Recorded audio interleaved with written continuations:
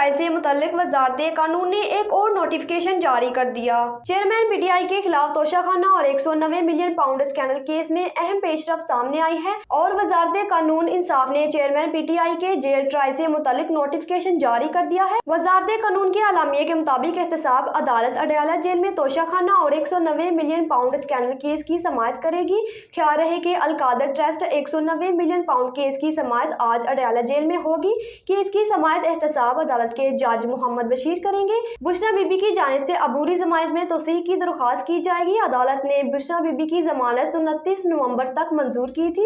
एहतसाब अदालत तोशाखाना केस में चेयरमैन पीटीआई की दरख्वास्त जमानत पर भी समाअत करेंगी। इस्लामाबाद हाई कोर्ट ने इमरान खान के खिलाफ साइफर केस जुडिशनल अदालत में ओपन करने का हुक्म दिया था, लेकिन ऑफिशियल सेक्रेटरीट एक्ट की खसूसी अदालत ने साइफर केस में फैसला सुनाते हुए कहा कि एसपी अडयाला जेल की सिक्योरिटी रिपोर्ट की रोशनी ट्रायल जेल में होगा, जिसकी ओपन समाअत की जाएगी।